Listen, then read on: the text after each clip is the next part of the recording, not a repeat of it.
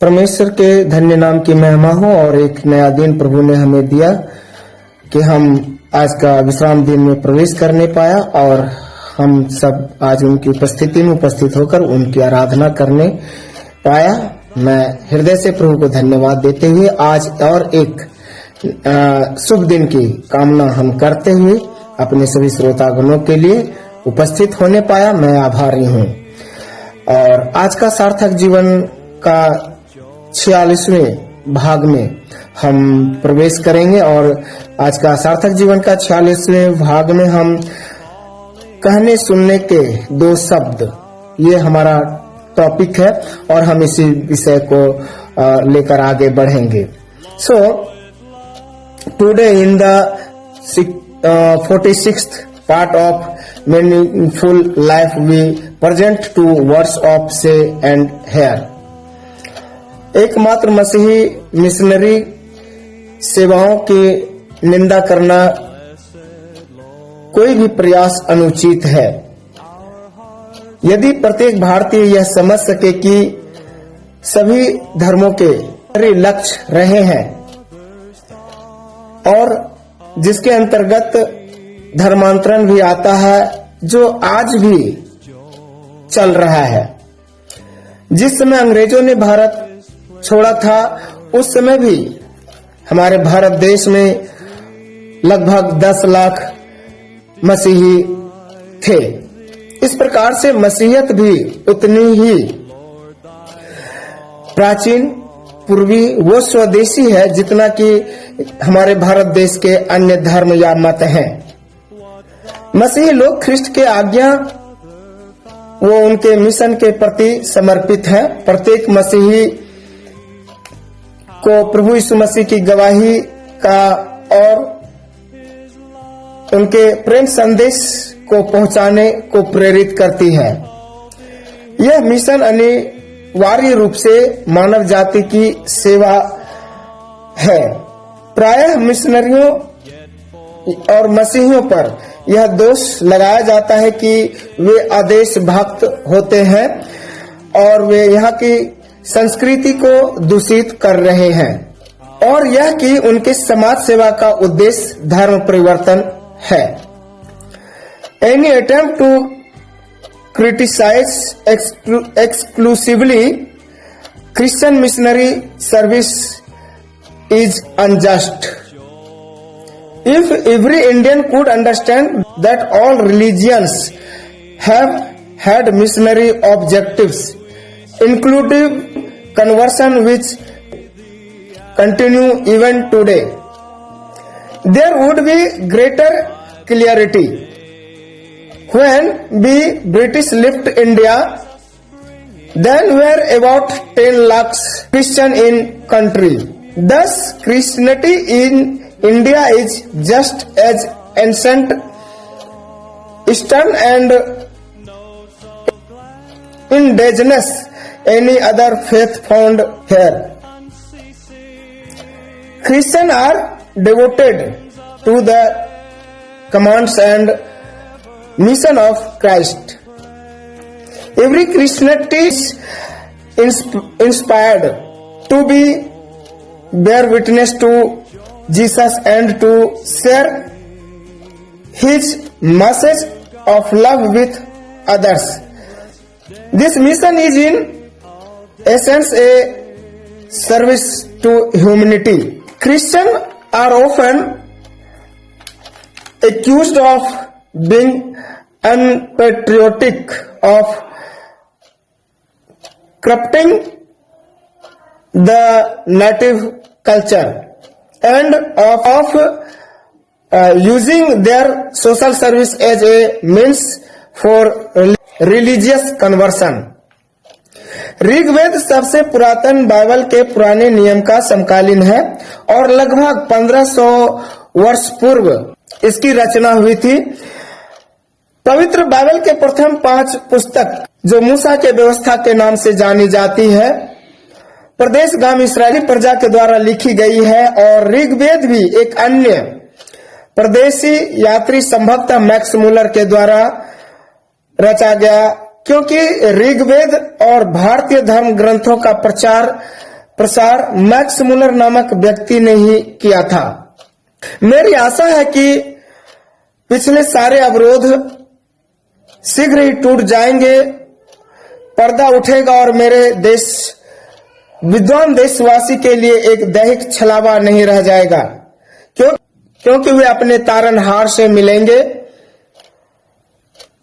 और अंत से अनंत तक उसी में रहेंगे, उसी में वास करेंगे तथा उसी के लिए रहेंगे, जिसमें हमें छुटकारा अर्थात पापों की क्षमा प्राप्त होती है। वह तो अदृश्य परमेश्वर का प्रतिरूप और सारी सृष्टि में पहलौठा है, क्योंकि उसी में सारी वस्तुओं की सृष्टि हुई, स्वर्ग की हो या पृथ्वी की, देखी हो या अनदेखी, क्या सिंहासन, क्या प्रभुताएं, क्या प्रधानताएं, क्या अधिकार, सारी वस्तुएं उसी के द्वारा और उसी के लिए सृजी गई और वही सब वस्तुओं में प्रथम है और सब वस्तुएं उसी में स्थिर रहती है। Colossians chapter 1 verse 14 to 17। Contemporary with the Old Testament of the Bible, it was composed arrived 15,000 BC. The first 5 books of the Holy Bible, known as the Law of Moses, were written by the wandering Israelites people, and the Rig Veda was composed by another group of wandering people, the Aryans. It is believed that Max Muller played a key role in introducing and promoting the Veda and Indian scripture to the world. It is my hope that all previous barriers will soon be broken. The well will be typed and my learned countrymen will not longer see a mere physically illusions, but will encounter their Redeemer and will dwell in Him forever, in whom we receive salvation, that is the forgiveness of sin. He is the image of the invisible God, the firstborn over all creation, for by Him all things were created, things in heavens and on earth, visible and invisible, whether thrones or dominions or rulers or authorities. All things were created through Him and for Him. He is before all things, and in Him all things hold together.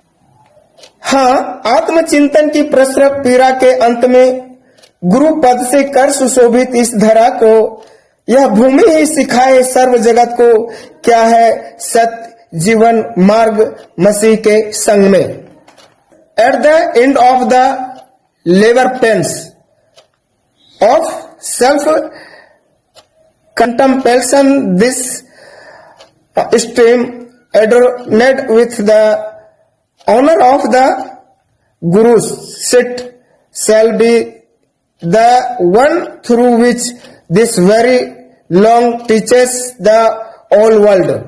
What is the true way of life? The way with Christ. Written by authority Narayan Vaman Tilak. Then यूहन्ना सुसमाचार के 7वें अध्याय का 37 से 38 पद में प्रभु यीशु मसीह खड़ा हुआ और पुकार कर कहा, यदि कोई प्यासा हो तो वह मेरे पास आए और मुझ में से पिए। जो मुझ पर विश्वास करेगा, जैसा पवित्र शास्त्र में लिखा हुआ है, उसके हृदय से जीवन जल की नदियां बह निकलेगी। In the Gospel of John chapter 7 verse 37 to 38, it is written, Jesus stood and cried out saying, if anyone is thirsty, let him come to me and drink. He who believes in me, as the scripture has said, out of his heart will flow of living water. Ayurveda 40वें अध्याय का 9वें पद में इस प्रकार से लिखा है और ईशोपनिषद उसके 12वें अध्याय में भी दोनों ने इस बात को बताया है, कहा है कि अंधंत प्रविशन्ति ये विद्यामुपासते ततो भूय इवते तमो य विद्याया रता। अर्थात जो मनुष्य केवल कर्म को अनुष्ठान करते हैं वे अनंत गहन अंधकार या अज्ञान को प्राप्त करते हैं। जो मनुष्य केवल ब्रह्म विद्या में ही प्रवृत्त हैं वे कृष्ण को प्राप्त होने वाले अज्ञान से अधिक अज्ञान को प्राप्त करते हैं। So the mantra is basically saying that if we worship the raw materials means prakriti instead of God, we are going to darkness, away from God, means small letter God, God, and we are going to even more darkness it if we are worshipping the created instead of the creator. This verse also indirectly previous idols worship, because that is worship the created instead of the creator. मैत्री उपनिषद 2 अध्याय उसका 26वें पद में संत ऋषि ओजस्वी जी घोषणा करते हैं, पाषाण लोह मृण्मयम् विग्रहेषु पूजनं भोग करे मुमुक्षो तस्मा धति स्वहृदयार्जनमेव कुर्या द्वाह्यार्चनम परिहरेद पुनर्मवाय।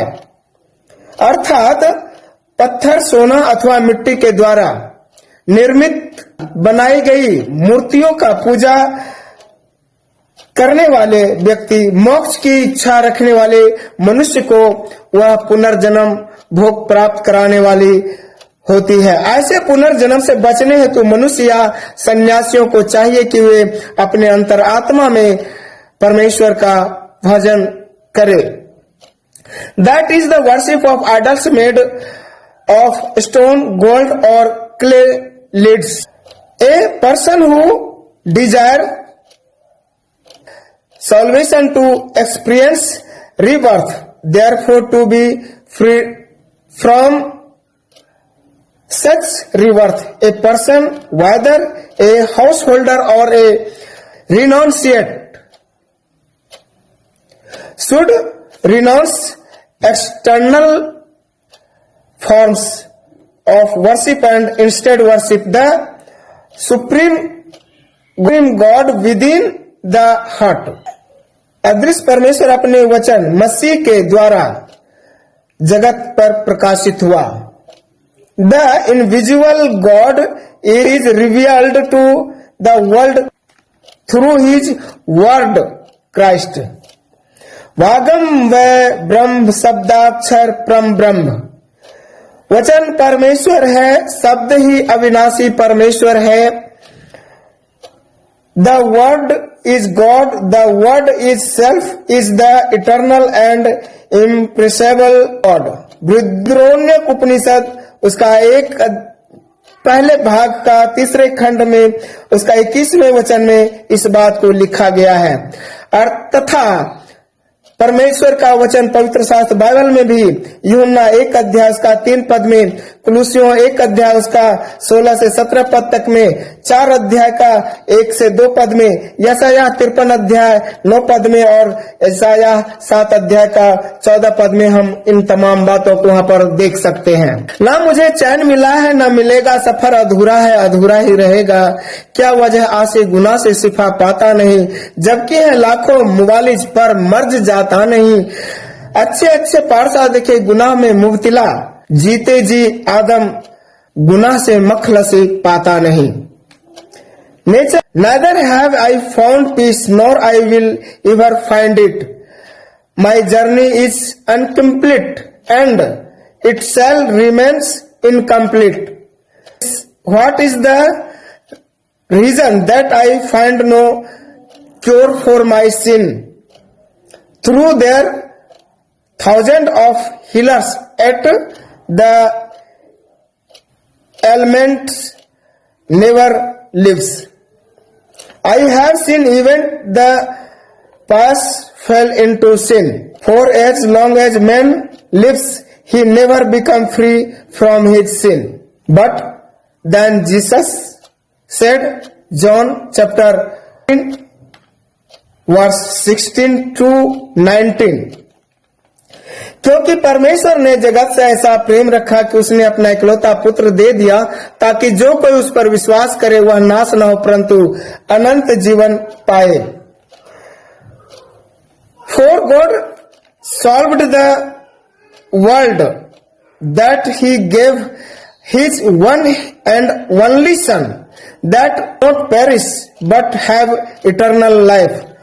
परमेश्वर ने जगत ने अपने पुत्र को जगत में इसलिए नहीं भेजा कि जगत पर दंड की आज्ञा हो, परंतु इसलिए कि भेजा कि जगत उसके द्वारा उद्धार पाए.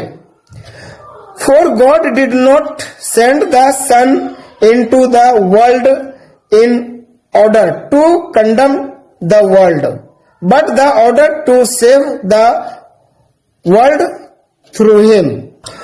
Verse 18, जो उस पर विश्वास करता है उस पर दंड की आज्ञा नहीं होती, परंतु जो उस पर विश्वास नहीं करता वह दोषी ठहराया जा चुका है, इसलिए कि उसने अपने परमेश्वर के इकलौते पुत्र के नाम पर विश्वास नहीं किया.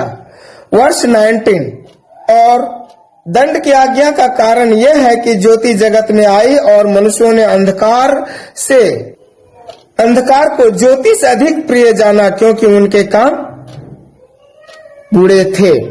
He who believe in him is not condemned, but he who does not believe is already condemned, because he has not believed in the name of the one and only Son of God. This is the reason for the judgment. The light has come into the world, and men loved the darkness rather than the light, because their deeds were evil.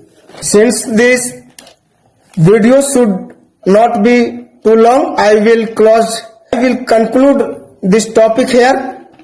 If God grant me another opportunity, I will return with next message for this part. Until then, if today has words touched your heart, please like, share and follow.